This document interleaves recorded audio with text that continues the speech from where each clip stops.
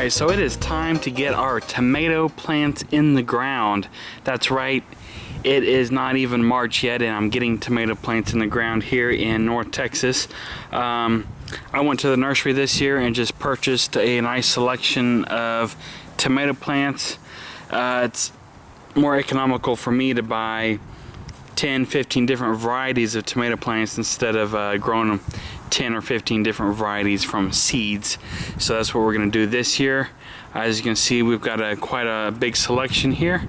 Let me just show you real quick what we're going to be growing this year, as this is just a first set of tomatoes that we'll be setting out.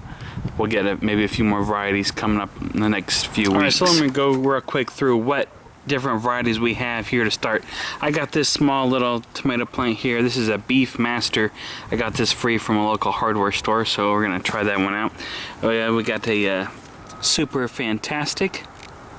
We have the Cupid, which is a grape style tomato, small grape tomato. I've got a Celebrity. We got a Better Boy, a Mountain Magic, Early Girl, which will be the tomato plant we get our first tomatoes out of. It sets the earliest for us. I got a Green Zebra, Orange Blossom, Super Sweet 100, and then over here we got a Yellow Pear tomato, Cherokee Purple, and a Brandywine. So there's just a few varieties that we're starting with. So let's get these in the ground, and then I'm going to show you what I'm going to do to protect these from the inevitable freezes that we will have coming up in the next few weeks. As the average last freeze here for North Texas is mid-March, so we're about 3, 4, 5 weeks probably ahead of our last freeze here. So let me show you, after we get these in the ground, how we're going to protect these from the freezes coming up. So I got them laid out here in the garden. As you can see, I don't really follow any rules about spacing necessarily. They get quite large next to each other, and they also will help support each other as they grow once they get large. And we'll put them, of course, in tomato cages and whatnot like we do every year. So let me get them planted here. So all I do is dig a hole here in our soil,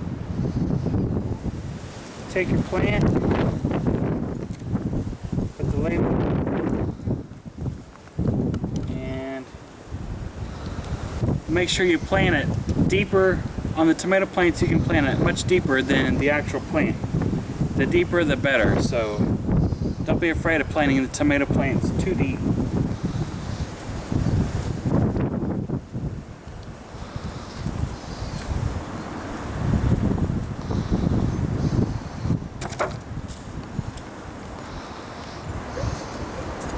And that's all there is to planting a tomato.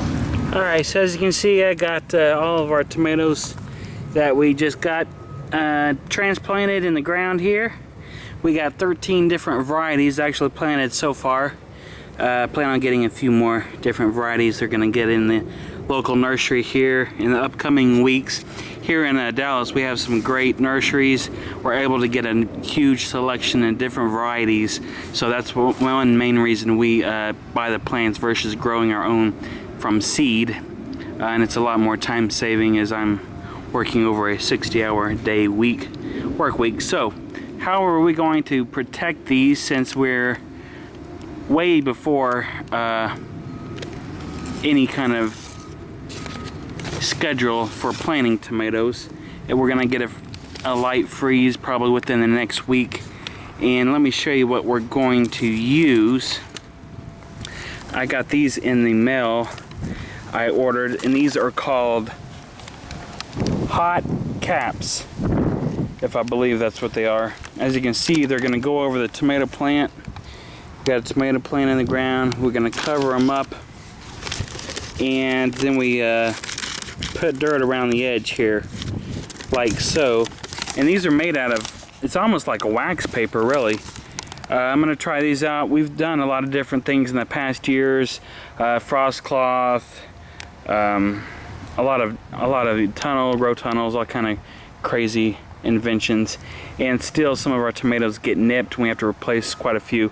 This year I found this online. I haven't seen anybody actually on YouTube growing using this necessarily. It's been around for a while, I guess, but these are called HotKaps, and I'm gonna get these put on around each tomato here.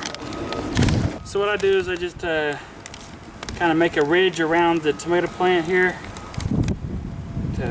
I'm gonna set it around like this.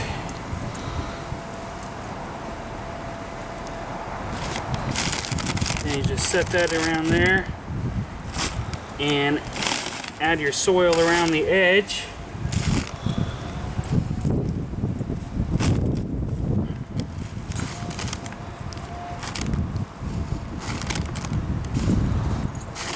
And that's all there is to it.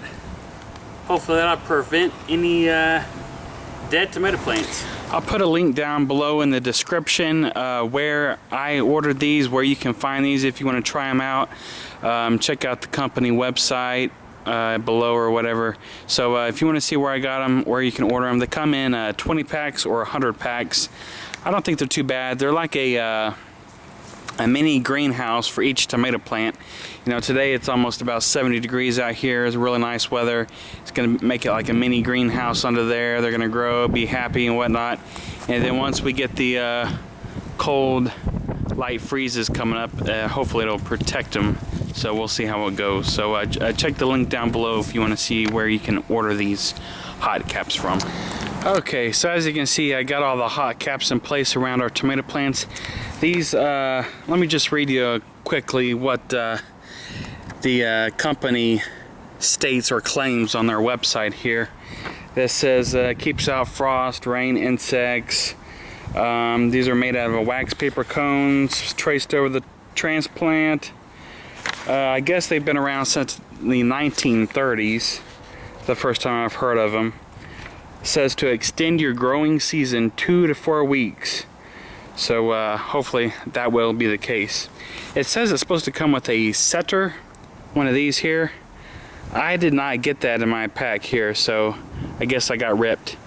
I guess helps you form the soil around there or whatnot. So I didn't get that. This is what it came with. Just like that in this box, plain old box right here. So hopefully this will work this year for us. And it says it will also is environmentally friendly. It's going to, I guess, break down over time. We can cut a slit in the top once they start to grow on. These I'm going to leave on here probably till the end of March for us, or until I'm very certain there's not going to be any more freezes.